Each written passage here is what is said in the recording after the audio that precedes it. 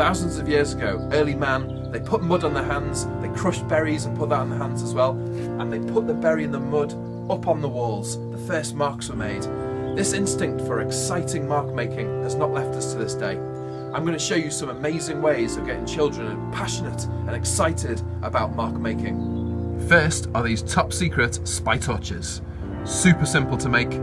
Get a torch and a pen, sellotape or tape them together, and you have a top secret spy torch. What child could resist this? You're basically like a superhero, spy agent, going around making fantastic codes.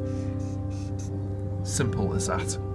Next, another kind of superhero spy pen. These are invisible ink pens, an amazing invention. They write in invisible ink so you cannot see it. However, they have a torch in the end. It's an ultraviolet torch.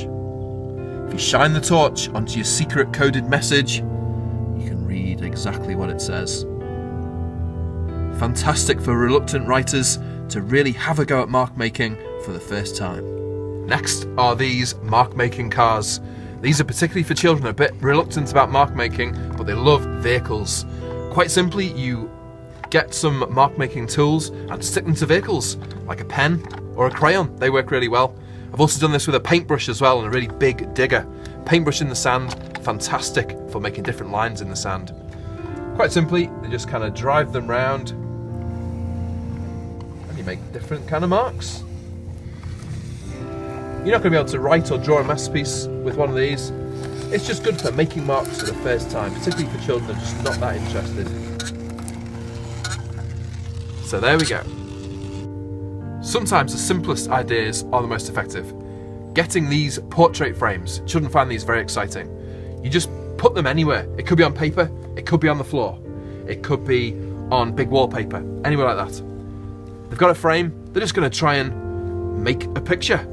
It could be a face, draw an animal, all that kind of thing. I'm just going to do a very simple face.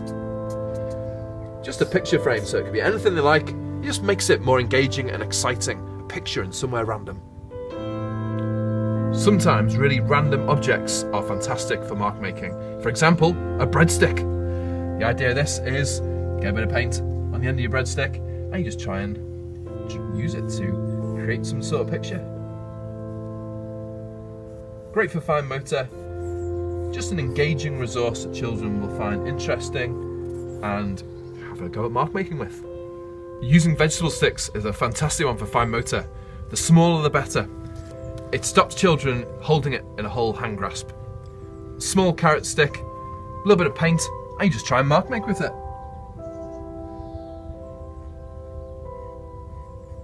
Again, you can't paint an absolute masterpiece, but fantastic for it exploring different colours and great for fine motor. Pegs are fantastic for fine motor. Children are going to be squeezing them and using all the muscles you're going to use when you write as well, using 2 fingers or a finger and a thumb, squeezing them, great for mark making also. You get different objects. A pom-pom is a good one for this. Try and pick it up with the peg and then you just try and paint with it. Let's get a bit of paint. Occasionally the pom-pom might fall off. That's great.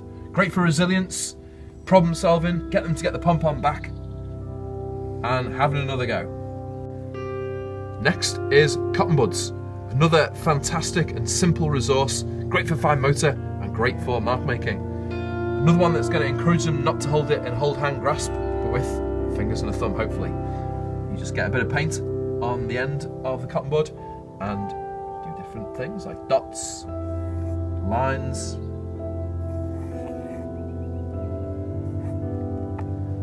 Simple as that. The next activity needs a bit of DIY, but it's not drastic. All you need is some golf tees and different things to superglue to the top of the golf tees.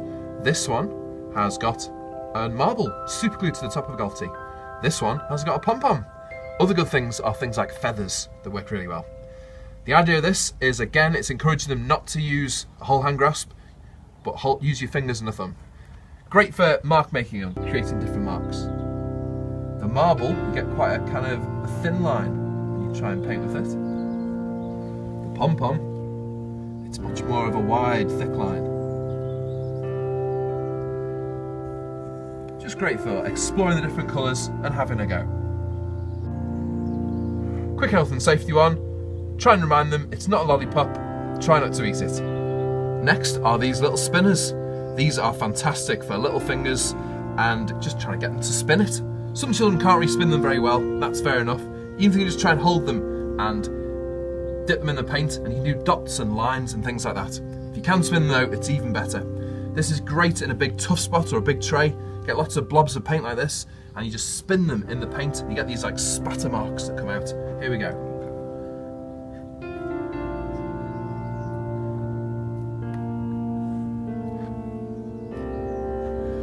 Simple as that. Thanks for watching. Good luck using some of these amazing mark making tips and getting children passionate about writing.